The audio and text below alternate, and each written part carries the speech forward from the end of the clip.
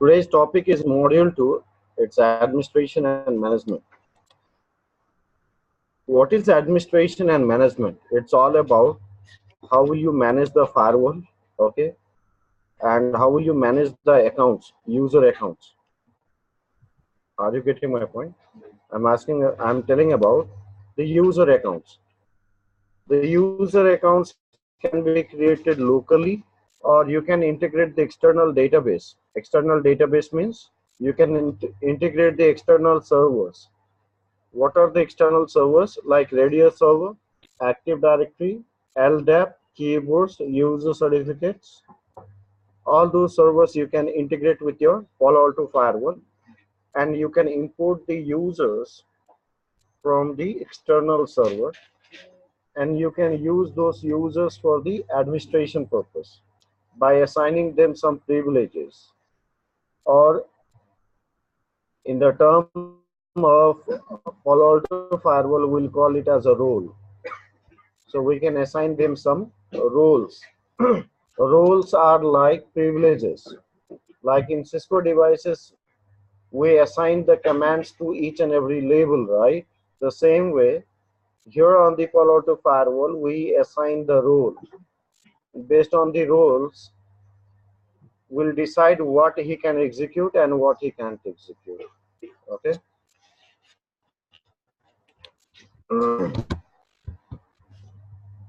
So basically what we do is we integrate with the external servers. Let's say I integrated with the PAN radius server. I integrated with the external radius server. So that radius server I can see here. I integrated with the Active Directory server. So multiple servers I have, I can put them in the authentication sequence. You know what is authentication, right? What is authentication? Sorry, what is authentication?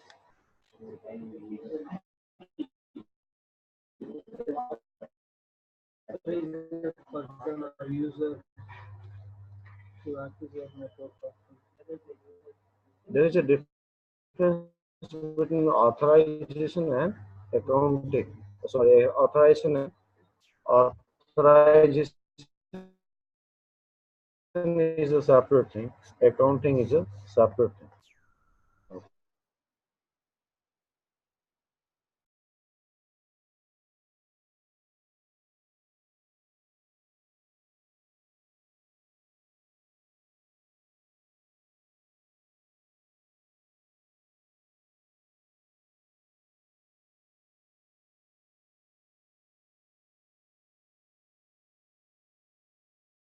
Be checked first for the user account. So if you don't find the user in one account, should we proceed to another account? I mean, like another server. So for this, you can do the, first of all, you'll create an authentication profile in which you'll have the servers, and we can assign them into the authentication.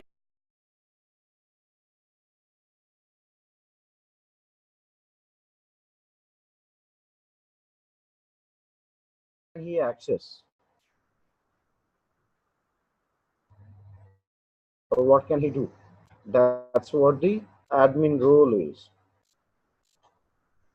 So admin roles means you'll go to the device tab, go to the admin roles tab, and you will create a profile. You can see here it's written add role profile. Profile will always mean like you can create a profile to add something. It's not a policy. Profile means that you apply somewhere. Profile means you will call that profile inside the policy. Understand? So profile is just like creating some, now it depends what type of profile it is. So here I am creating the profile for the roles. I'll give some and I'll create the profile for the like what I want to assign the authorization or the person to the users, right? Like I want them to get access to the ACC monitor. I don't want to give them access to the dashboard. Can you see here? After that, we have some more limitations over here. I don't want to give option for the commit. I don't want to give an option for the export, import, those things. So limiting multiple things, right? So when you'll create this profile and then you'll create a user and you'll assign this profile to a particular user. So when this user will use these credentials, I mean like let's say I created the user as a user one and I assigned this role to that user one. So that user one can only access whatever we have assigned him. Are you guys getting the point? No.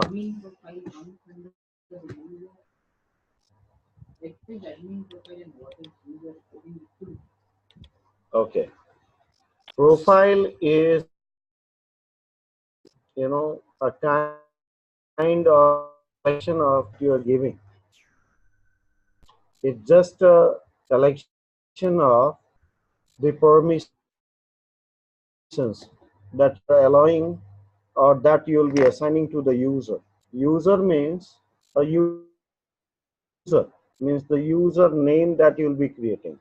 And you will allocate the profile to that user. So whenever you'll create the users, there are three types of profile that you can create. Okay. This is for the device administration purpose. For device management, not for the network accessing purpose.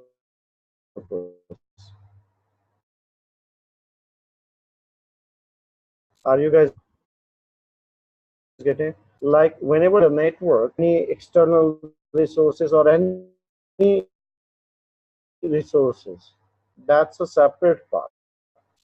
Here, this user is for the device management purpose. I mean, like for your firewall management purpose. So there are three types of user roles, or you can say there are three types of privilege by default present on your firewall. One is super user, another is device, another is VCs. So dynamic roles present on the Palo Alto firewall. Okay. So these are the dynamic roles. Means dynamic roles means the roles which are pre-configured, which we have not created. It's a hard-coded or it's present on your firewall. That is your super, device, and VCs.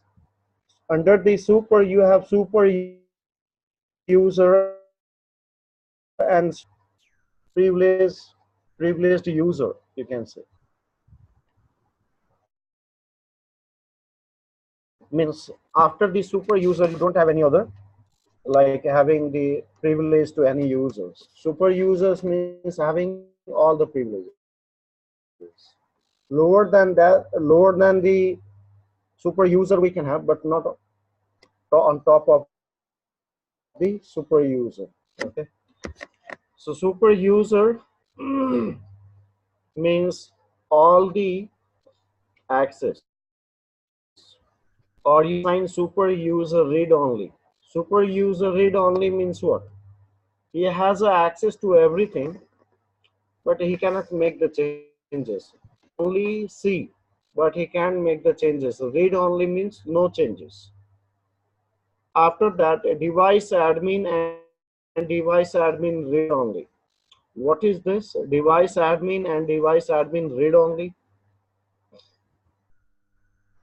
Device admin read only means, or device admin means, you'll have the access to the devices for maximum privilege, but you cannot have those privileges what the super user has. For example, super user can access the device create, but the device admin cannot create the users. Super user can create the user roles, can assign the roles to the users, but this part is missing with your device admin. He can't do those things. There are other functionalities also that we'll see while doing the lab itself. Okay. Like there are some commit locks, transaction lock we call it. We can lock the transaction by device admin and we can unlock by super user. But if super user will lock the transaction, device ad device admin cannot unlock it. So there are multiple things we'll see slowly. With the practical, we'll see. Read only wherever you see. It's just like he can make the changes. At that particular label, he can have the visibility, but he can make the changes. VCs means it's a kind of virtual context. If I match it with your ASA firewall, on the ASA firewall in the multiple mode, you have the VCs, means you have the multi contexts. Those multi contexts, you can say VCs admin and VCs read only. So VCs admin can only make the changes with the virtual firewalls, virtual systems. They cannot have the visibility as a super user or device admin. He is only the admin people for the virtual system, and VCs read only. So whatever I told you, it's written in words over here in this particular slide. Super user, full firewall, including defining new administrator accounts and virtual systems. You must have super user privileges to create the user with super user privilege. If I want to create another user with the super user privilege, then you need to have the privilege of what? Super user. One super user can only create the another super user. Okay. Read only means read only access to firewall.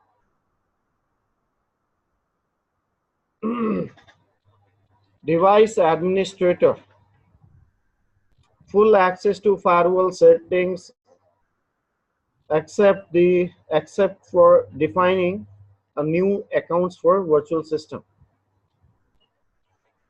Device administrator read only means, as you know, only he can make the only can see, he can make the changes.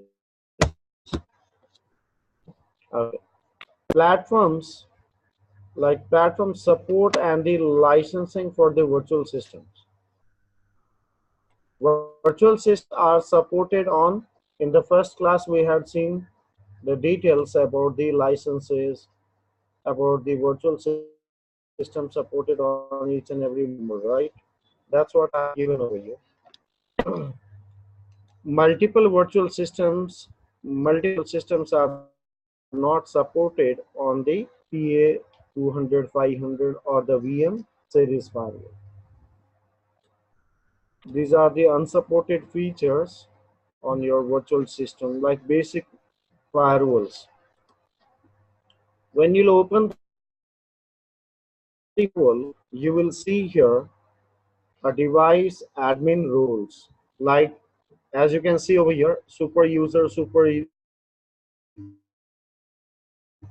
user read only, or super device admin and device reader. Right? You can see these options, right? These are pre-configured. These are not created by the user. These are not the custom rules. These are predefined on your firewall. It's pre-present. That's why we call it as a that's why we call it as a dynamic role. Means roles which are pre-configured as per the privileges. Like if I assign super user, automatically it will assign the super user privilege. Means all the access. If any user, if I assign a device admin, he'll get all the privileges that the device admin can do. Apart from this, if you are creating your own custom privilege that I had shown you earlier, right, role-based access, that will be known as a role-based access, means as per your requirement.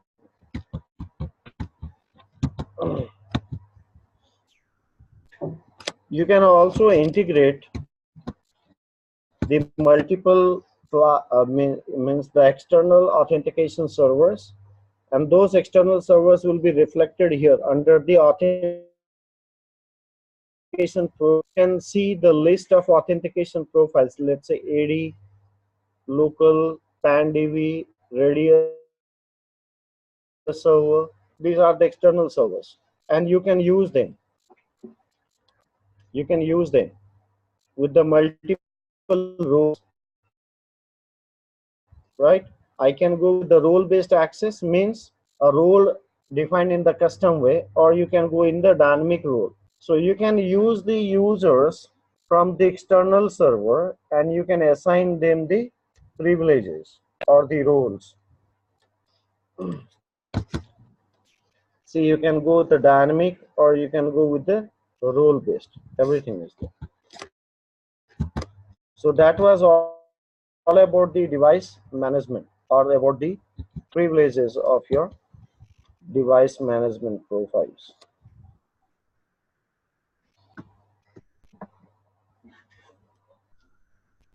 Okay, here you have something known as a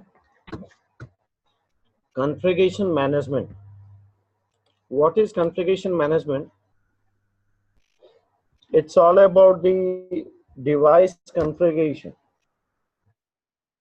Okay, guys, on the Cisco devices, we had seen like we have a running config, we have a startup config. The same way on the Palo Alto firewall, you have candidate and you have a running config. So what is candidate config and what is running config? Running config, I hope you guys know. Whatever the current settings are running, those are the running config. Candidate config is, it's a situation wherein you will find you made the changes but you have not committed, means you have not applied to the running config. See, on the Palo Alto firewall, whatever the current changes you will do, it will not get directly applied to the running config. On the Cisco devices, you make the change and it is applied to the running config. Changes directly implemented to the running config. But this is not what you'll see in the Palo Alto firewall. When you do the changes, those changes will be saved somewhere.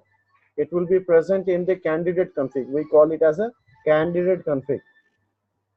Now, when you are trying to commit those changes, when you are trying to apply those changes to the running config, it will ask you, like, these are the changes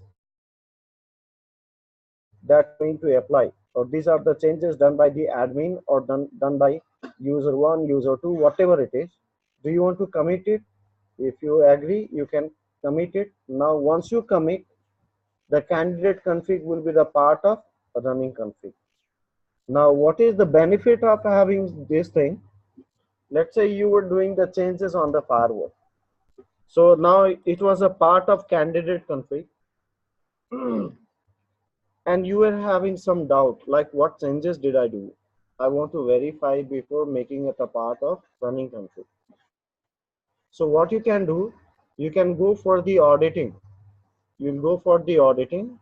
You have the auditing section. I'll show you. In that one side, you will put a candidate config. Another side, you will select a running config and you will do the comparison.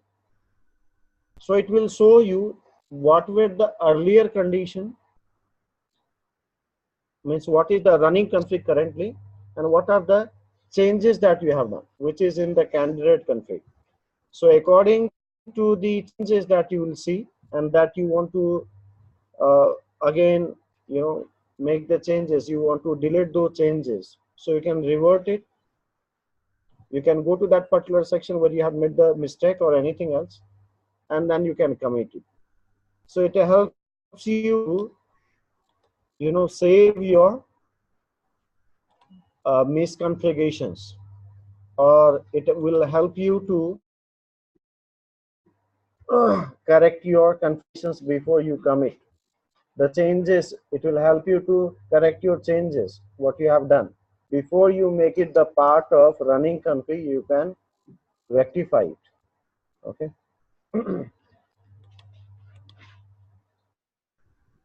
So here you have the commit option that you can see. Let's say you have something known as a transaction lock. See, small things but very important things. Here you have something known as a transaction lock. Can you see the lock option over here? This lock option is open, right? It means, let's say for example,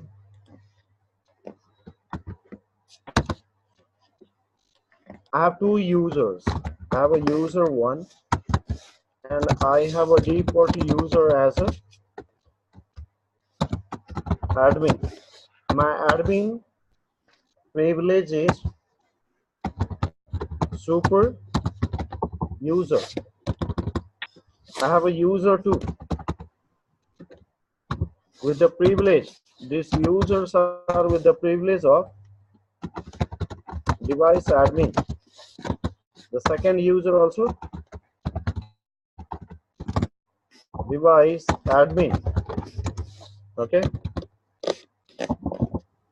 And the first user, and we have one more user. Let's say I have let's say, okay, let me make it this as a user 2, user 3, and I have here as a user 1 who is having the privilege of super user. So I have two users with the super user. I have two users with the device admin. Okay. Now on the Palo Alto firewall, we are making some changes, and there is a transaction lock option. So this is a transaction lock option. Okay, lock, you can see.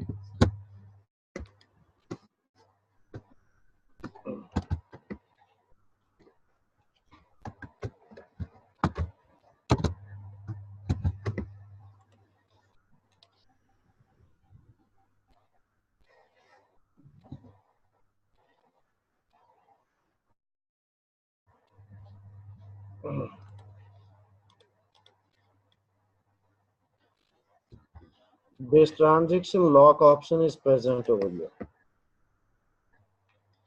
On this Palo Alto firewall, super user 1 is also making the changes, and device admin is also making the changes at a time.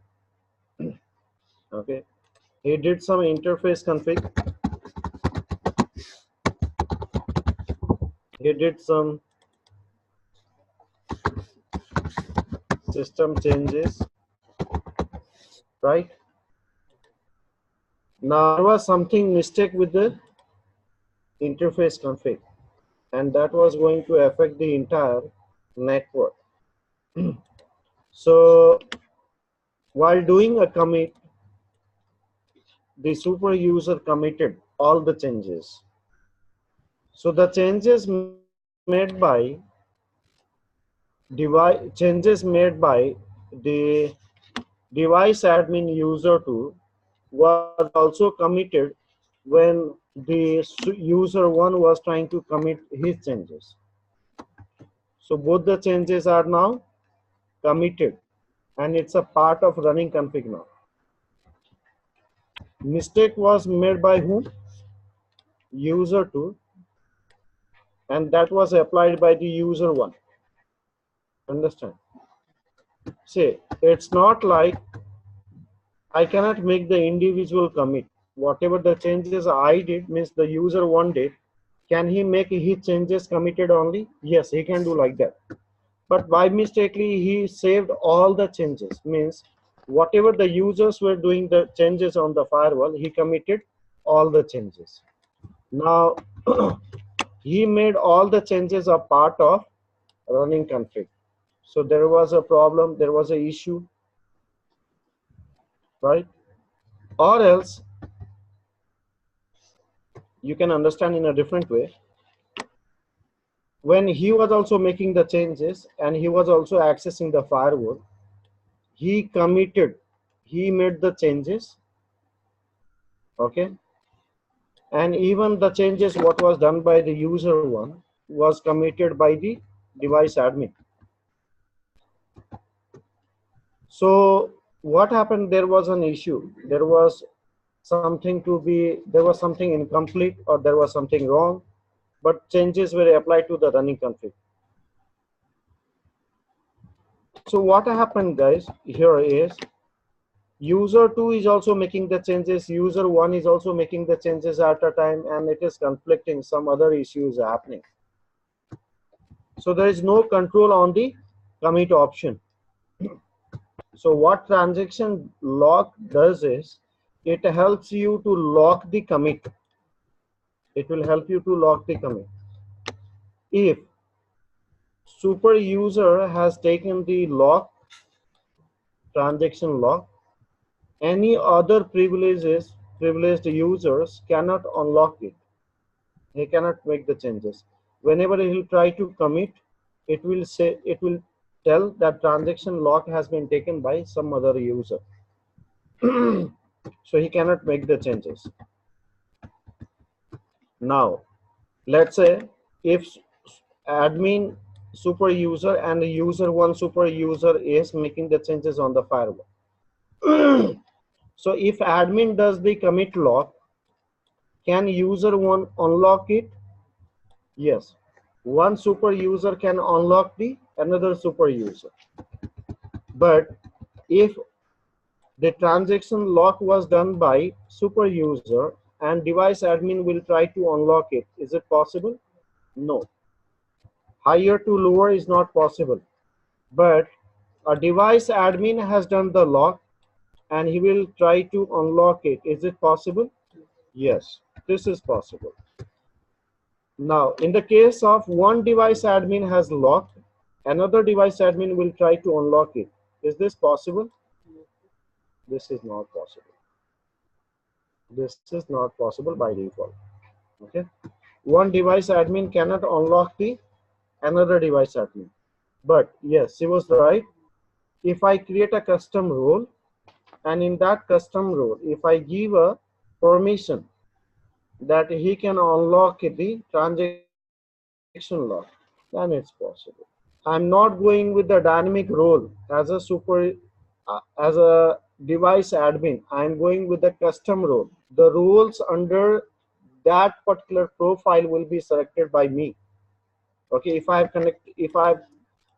created the custom role.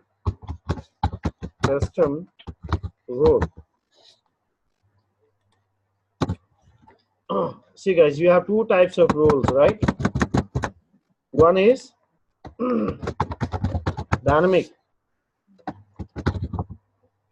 and another is the custom. The custom one is also known as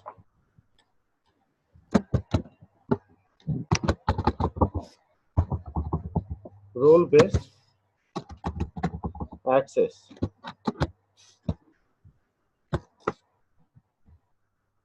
Okay, say dynamic role and custom. Custom is that you are defining, you are deciding what will be under that particular role. So by the custom role you can modify. I mean, like if you assign that particular privilege that he can unlock the transaction, then it's possible. But again, super user will be super user.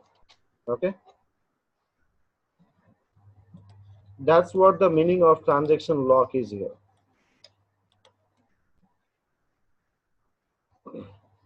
So this is a kind of auditing. One side you can see the running config, other side you can see the candidate config. One side, in candidate config, you can see there is a tab configuration, right? Which is not present on the other side. So this is what, let's say, earlier it was a E1/4 interface in the virtual wire mode. Now they have changed into the tap mode. You can identify easily.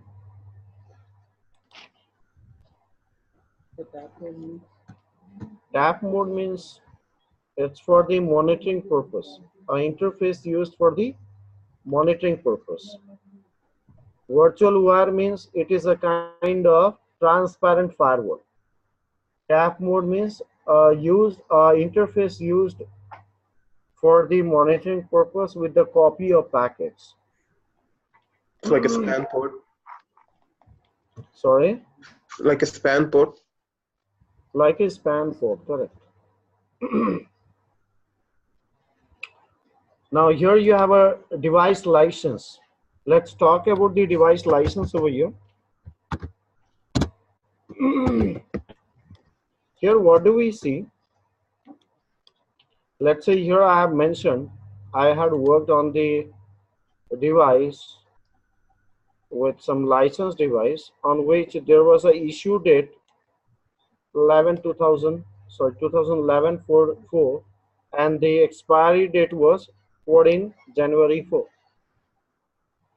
So this is a screenshot taken with the licensed device.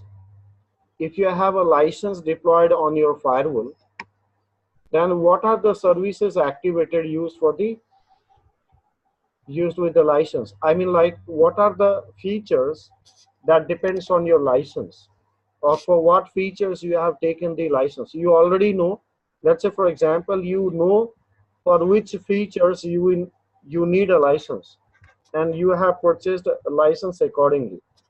Now, when you activate those license on your device, and when you come to the device tab, and under the device tab, when you come to the license, you will come to know all the licenses. All the license details will be there. Let's say, for example, you were the network security engineer in some company. You left that company and other guy joined that company. Now he wants to know about the license details. So will he ask the previous employee, or he will see his details on the device? He will see on his device, right? So he'll go to the particular section like device and the licenses, and he will find all the license details. So here he has a license of the Bright Cloud URL filtering. What is Bright Cloud? It's a third party. A third party, Bright Cloud is a third party service, you know, providing the URL updates. Earlier, when Palo Alto was in the market, it was not having its own database for URL filtering. So we used to take a support of Bright Cloud, who used to provide the updates for the URL filtering. But in current date, your Palo Alto networks has its own DB. We call it as a PAN DB. Okay, database. PAN DB means PAN database. Palo Alto networks database, in which they have all the updates. So I don't need to depend on the third party, Bright Cloud. In market as of now, also you'll find someone using the Bright Cloud. Now there was a license used for the global protect, means for the remote access VPN. This was the issue date. Sir, one question, sir. Yep. So, is Bright Cloud is same as Wildfire or is completely different thing? No, it's a completely different thing. Okay. Bright Cloud is actually, you can say, a support or the updates providing to the Palo Alto networks or Palo Alto devices for the URL filter. Okay. Wildfire is a device which is used for the malware protection or for the suspicious or the unknown files. That is separate thing. This is separate thing. Got it, sir. Okay. So here you can see What are the downloading states? Now you can see here, Global Protect portal. You can see, you can retrieve the license, you can activate the features, you can manually upload the license. So uploading the license, or if you lost your license, you can retrieve from the server, or if you want, if you have some authorization code to activate your firewall, you can use that. So those things are given here in the license management. Other things like threat prevention. Under the threat prevention, here I do have the only three things available over here, like antivirus, anti-spyware, vulnerability protection. Only three profiles. But if you go in the threat prevention on the Palo Alto firewall, you'll have around 8 profiles. So out of 8 profiles, can I activate the 3 profiles only? Yes, it's of your choice. License cost will be less. Okay. So your firewall is capable for more threat prevention for the different things. But my company is only concerned about the virus, anti-spyware, and the vulnerabilities. So I'm not taking the license for other profiles like data loss prevention, file filtering, and all. Okay.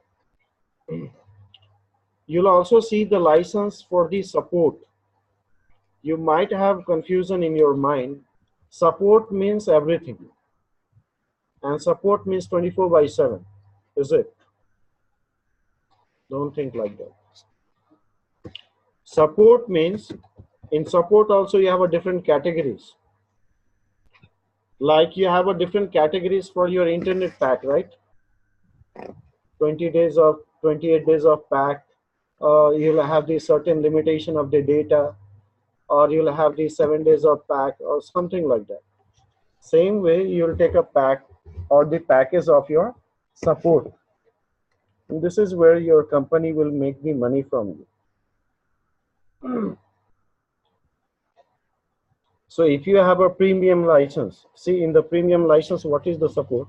24 by 7 phone support, advanced replacement, hardware services, 24 by 7 telephonic support he's having. It's not like, the tech guy will take a remote access and give you the, will do the solution for you. It's not like that.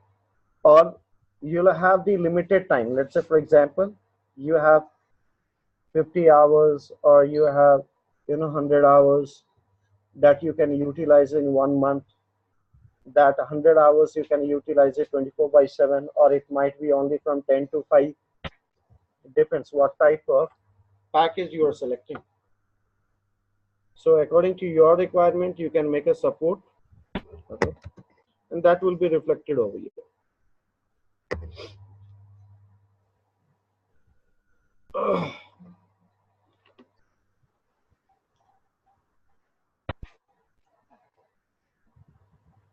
Okay.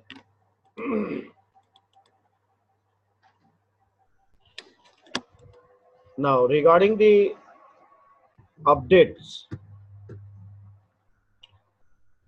when you want to update your firewall, regarding the updates, I have the updates for different things, right? I want to check the update for the antivirus. I want to check the updates for the application. I want to check the update for the different softwares I'll be having, right? So different features for which I might need a updates. So in the update section in device dynamic updates, you can schedule to check the updates. Is the license subscription based, or the once purchased a good for lifetime? No, it's a subscription based. Okay, you'll subscribe a particular functionality or particular feature, and that will have some limitations. See, there is something known as a base license, and there is something known as a subscription based license. Base license will never expire. Okay, that will be all the time. So you do have a base license, And on top of that, you'll have the subscription based license.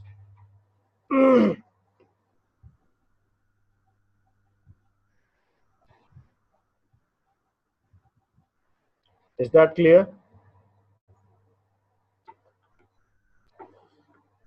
Okay.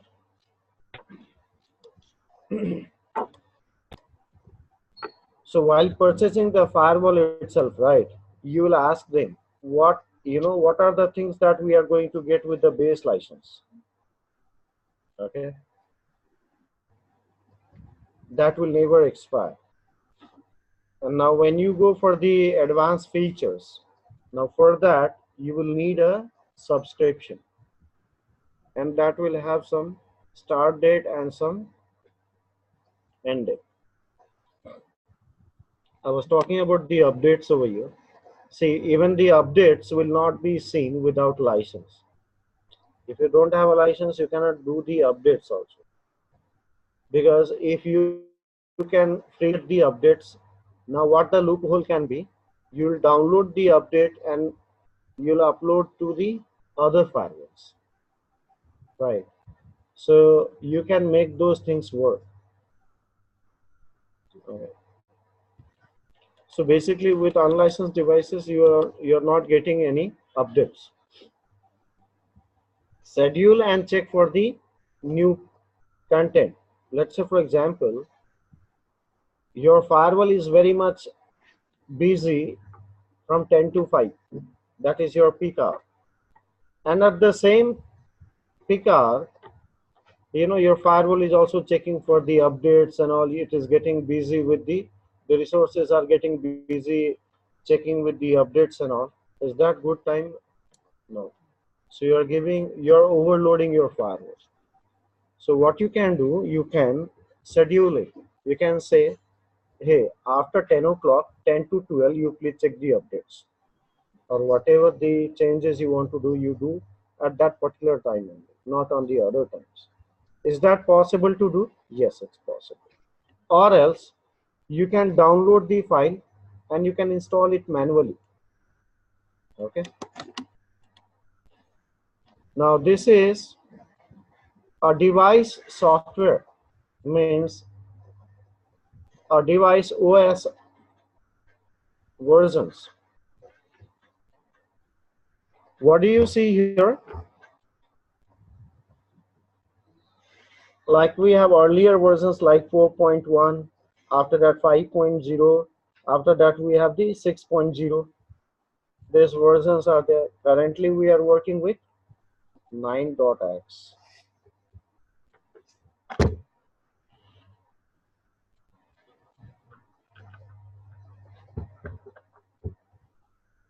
So coming to softwares, you can also download it. You can directly install it from the server, or you can have the offline updates, and even that offline updates you can upload it to your firewall. All the options you have. So regarding the license and software upgradations, are you guys clear? Okay. Now coming to the device operations. Device operations means with the help of GUI itself, can you reboot your device? Can you shut down your device, or can you restart the data plane only? You can. But this data plane option will be present only with the licensed and the higher model Windows, not with the normal or with the base model Windows.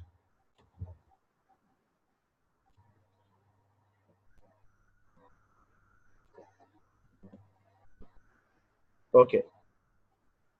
Can you guys answer me this?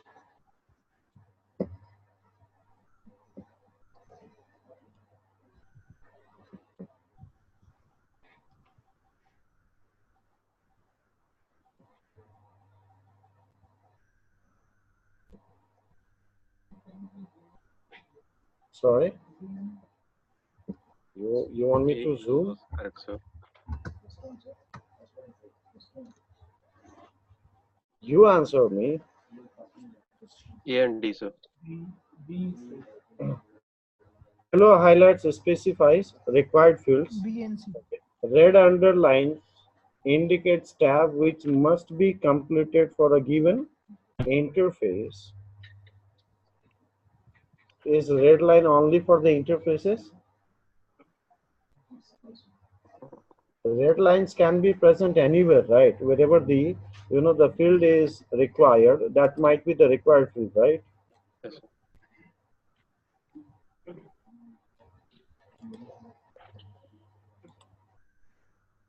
Red underline indicates a tab which must be completed. If this sentence would be till here, it was correct. For a given interface. Means, is that a red underline only for the interfaces? Yellow highlights specify required fields. It's true. Okay. They have not added any extra thing. Green indicates continue. Do we have a green line? No. No. Okay. The OK button will have unavailable if the interface is missing required information. Yep, that is correct, sir. It's totally wrong. Let's say, for example, you are doing the configuration for the interfaces or anything, and you have not filled the required field. Okay, no, it says the correct thing, right? The OK button will not be will be unavailable if the interface is missing required information. So this is correct.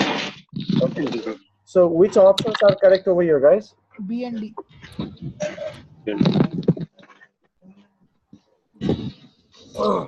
So two options are correct over here. B and D are correct.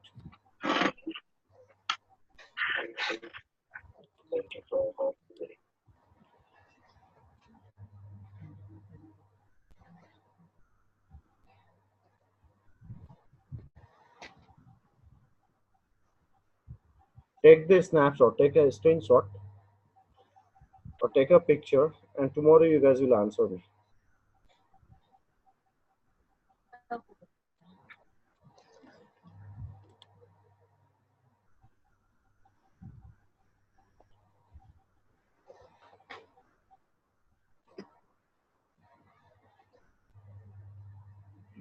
A lot of patients with control, and the reason is I want your code to be like made and other codes to be related. But how can I make You guys can read after the class.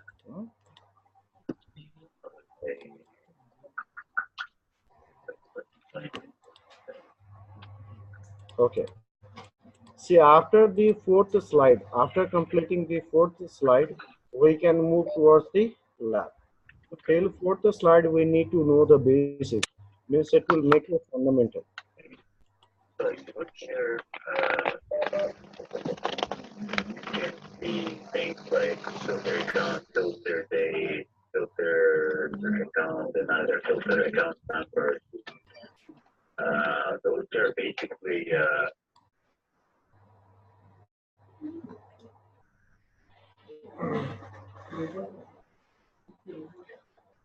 Okay. We'll be back in 2 minutes. Okay.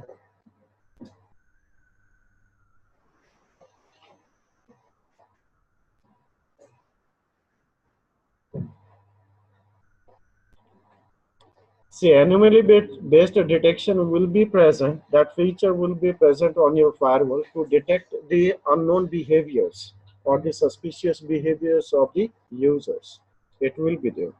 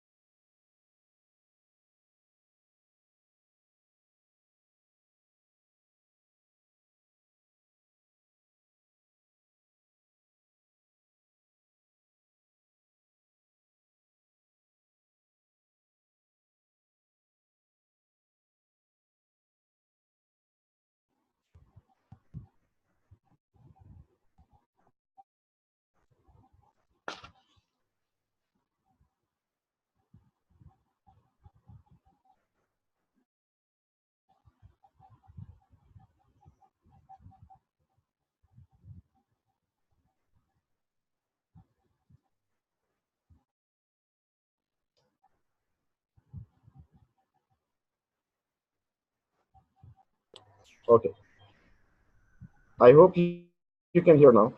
So now we are discussing about the module 3. That's your interface configuration, and in the interface configuration we can see we have a different types of interfaces.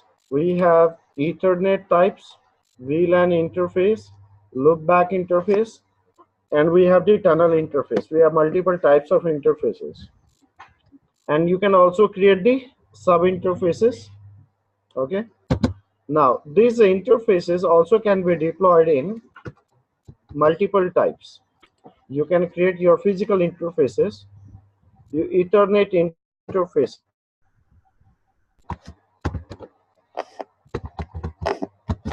your Ethernet interface. You can you can configure it as a L2 interface. You can configure it as a L3 interface. You can configure it as a tap interface. You can configure it as a V-wire interface. You can configure it as a HA interface. So these are the types of interfaces that you can configure with the Ethernet interfaces.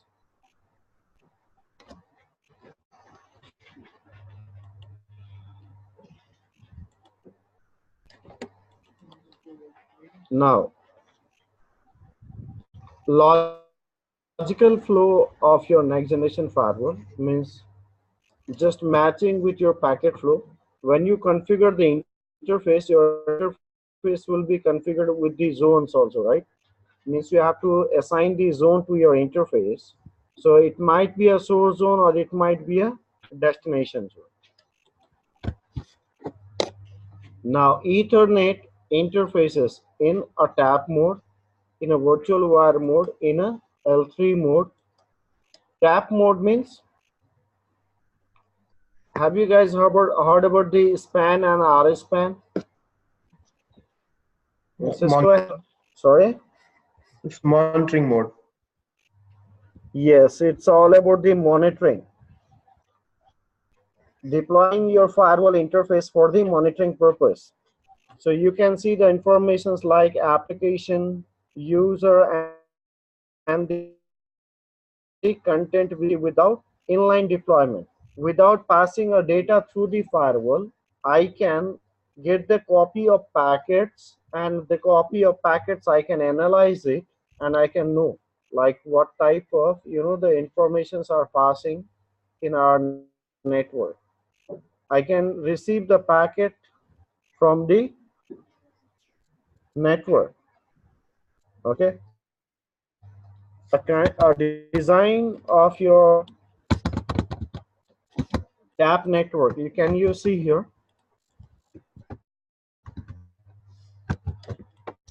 Let's say, for example, I have an internal network connected to some interface of the switch. I have the external network, and I have one of the interface of the Palo Alto firewall connected on the switch. So what I'm saying is, whenever you're trying to communicate, or whenever the packet is coming from outside, or whenever the packet is received at this interface, when either it is received or it's transmitted, RX or TX, anything. In both the conditions, whenever the packet is being received at this interface or transmitted to this interface, both the condition, please take a copy of a packet and send it to this interface. What is connected on this interface? Palo Alto firewall. So I hope you guys have an understanding of span and RS span.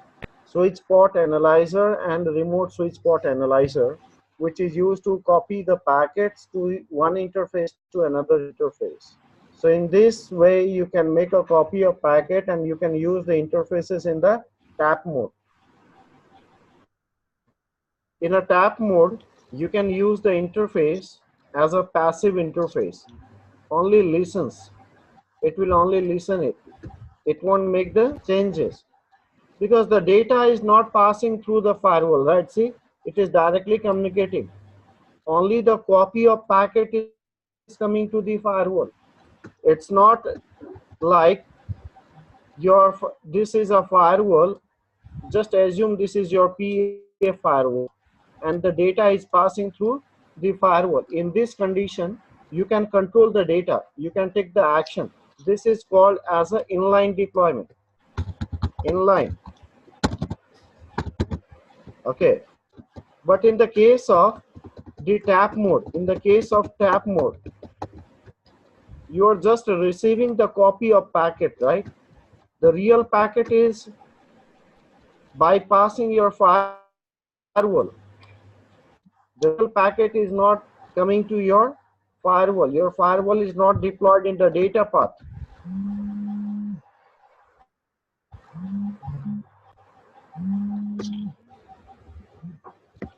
That's why we call it as a span or RS span. Now, coming to virtual wire. What is virtual wire? I hope already I have given you the example of the virtual wire. It's just like a transparent firewall. It's just like a transparent firewall in which we can do the filtering from layer 2 to layer 7. We can also do the application filtering. We can also use the content ID, user ID, SSL decryption. Also with the NAT. These are present with your virtual firewall. Sorry, it is present with your virtual wireless in a transparent mode. Now, where would you deploy the transparent mode and how? That we'll see in virtual wire mode. Okay, I'm going to separately show you how the virtual wire mode will work. It's apart from your syllabus. In syllabus, it is not included, but extra thing I'm going to show you. Okay, L3 mode means you'll make your firewall to work like a gateway. You make it as a S device. So wherever the firewall will be deployed, it will be connecting you to different networks, and you will do the filtering. It will act like a gateway between the two different networks. Like you might have LAN zone, WAN zone, DMZ zone, right? And you will be doing a routing between those three zones. You'll do the filtering and all. Not as a L2 firewall, as a L3 firewall. See, this is a kind of configuration that when you go for the Ethernet configuration, see, you can select the interface over here and you can see the interface type. Interface type can be tap mode, it can be, different modes. It's not clear over here, but later on we can see. It can be like interface types like security zone, virtual wire, L2, L3, those stuffs. This already I have told you.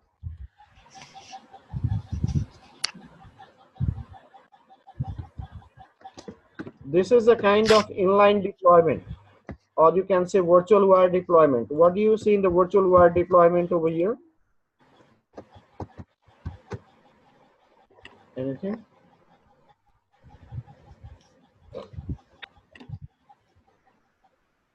Okay, see here.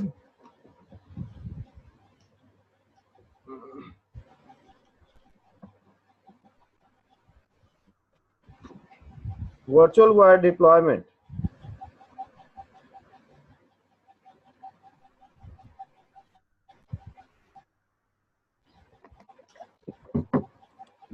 Here, I have the internal means internal network. And what do you see as a edge device? You have a router. Router is connected to the internet. So assume this firewall was not before. Only it was working with the router. And only the router was used for the routing purpose and for the like some restrictions like ACLs would be defined over here. Maximum what you can do with the router. those features you can use it on the router, but router cannot do the application layer filtering, can do your, it's not a stateful device, it won't maintain the state of your connection, means it does not have the security features, right? If you manually enable possibility, what you can do is zone based firewalling maximum, not more than that. So in that case, the requirement was there to deploy the applications in my network. So I deployed the Palo Alto firewall as a virtual WAR. So now what is the scenario right now? I have the two interfaces connected with the two different, you can say, I have divided into two different zones. Okay. So whenever the traffic is coming from my LAN network and trying to pass through the firewall, it has to, the data has to pass through the firewall, either coming from the internal LAN or coming from the WAN. Both the cases, the data will pass through the firewall, and on the firewall itself you'll do the filtering. You don't need to readdress the network, you don't have to change the gateway IP. Earlier, when the Palo Alto firewall was not in the network, my internal network was this. But still, when I deployed the firewall, my internal network is this only. Only the thing is, in my internal network, I have deployed the firewall. I deployed the firewall in my internal network. And earlier, when the firewall was not present, your router was acting like a gateway, right? This was acting like a gateway. After deploying the firewall in the transparent mode or the virtual wire mode, still my gateway is same. Your Palo Alto firewall is not going to act like a L3 device. It is going to act like a L2 device only. Additionally, what you can do the application filtering, layer 7 filterings. Why? Because we dip into the virtual wire mode. Virtual wire mode means transparent firewall. So the benefit of transparent firewall is you can deploy the firewall into existing network without readdressing your IP addresses, without making any changes in the network. Any changes in the sense I'm talking only about the IP addresses. L2 changes you have to do, means LAN segmentation you have to do. That's a different case, but that does not make any effect to your gateway or anything else. Okay, those things we'll see later on.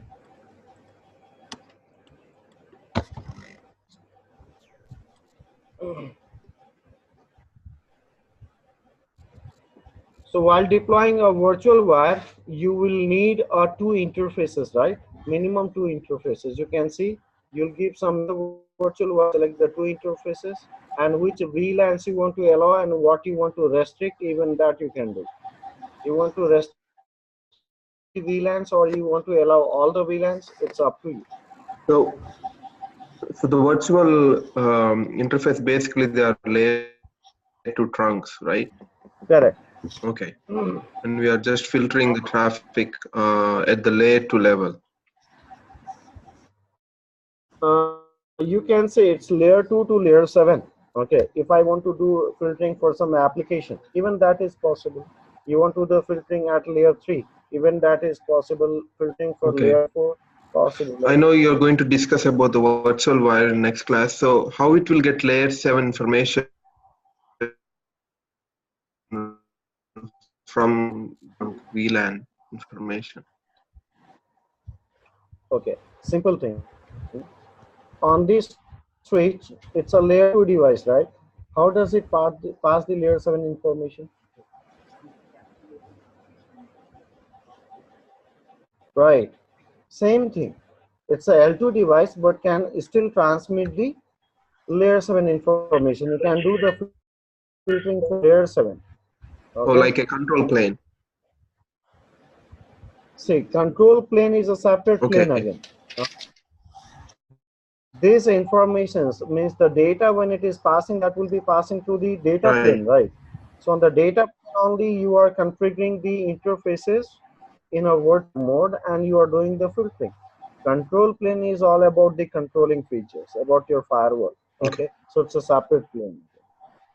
Now, through the virtual wire interfaces, do you want to allow the multicast addresses? Like if you want to form a neighborship with the OSPF, they should send a multicast. They should send the updates to whom? Multicast address, right? You send your hello packets to whom? To the multicast address. What is the multicast address of OSPF? 10. Very good. 9. Very good. 5 6 5 6. Okay. 9 is for RIP. Okay. 10 is for EIGRP. And 5 and 6 is for your OSPF. Right? So you told everything, right? Good.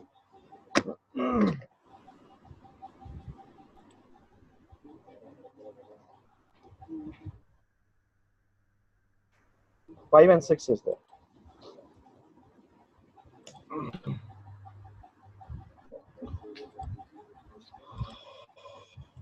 Hope I am not discussing dynamic routing protocol over here. Now, this is the option over here. If you want to allow the multicast addresses, it's option over here. You can select it, or else by default multicasting will not be allowed it to your firewall. Now, once you deploy the virtual wire mode, after that you can create the zones like LAN zone, WAN zone. Okay, we'll see practically, then it will be more clear. Now, in this particular picture, I'll discuss about the L2 and the L3. What do you see here? L2, L3. L2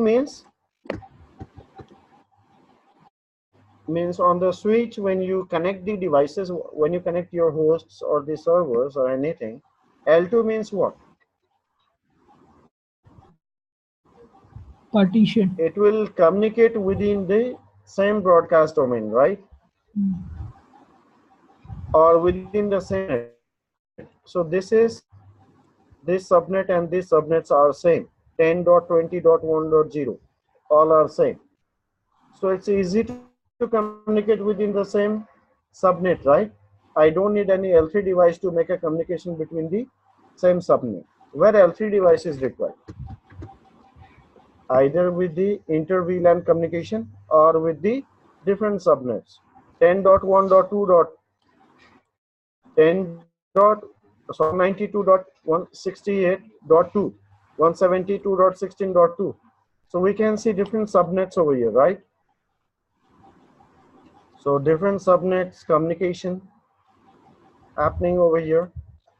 So this type of deployment we call it as L3. So I would deploy the firewall in L3 mode. The interfaces are in L3 mode. But communicating within the same subnet, I can also connect and use the interface as a L2 firewall. It's not a firewalling, it's just a L2. Means there won't be any filtering. You can simply communicate as a switch. If you have a sufficient, the interfaces with you, like extra interfaces, you can utilize it like a switch.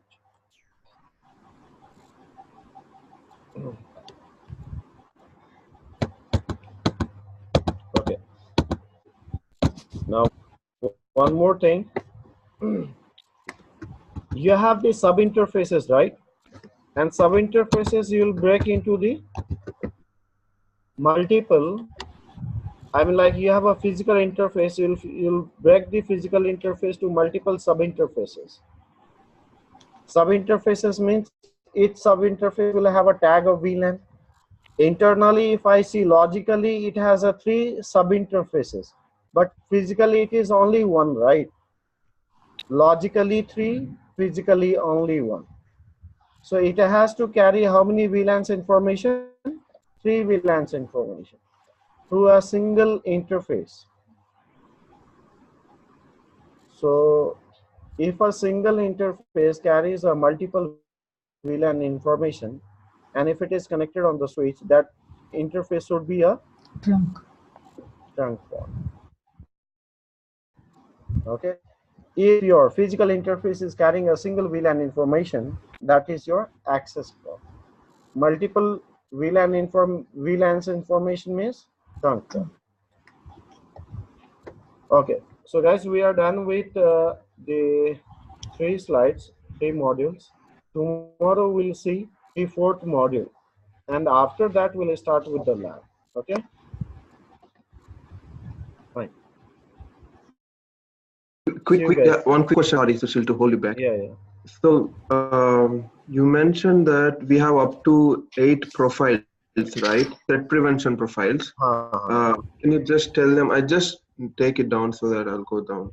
Just I'm typing the note, so that is the only one missing. So You have a DOS. Okay. okay. Sorry, you have a DDoS. What you have mentioned right now? What are the 8 different threat prevention profiles we have on Palo Alto? We have like antivirus, virus, Okay. antivirus, anti-spyware, vulnerability, file filtering, data filtering. After that, you have URL filtering, you have DDoS, and you have wildfire. Wildfire. Okay. Yes, wildfire. Okay. Okay. Okay. Thank you.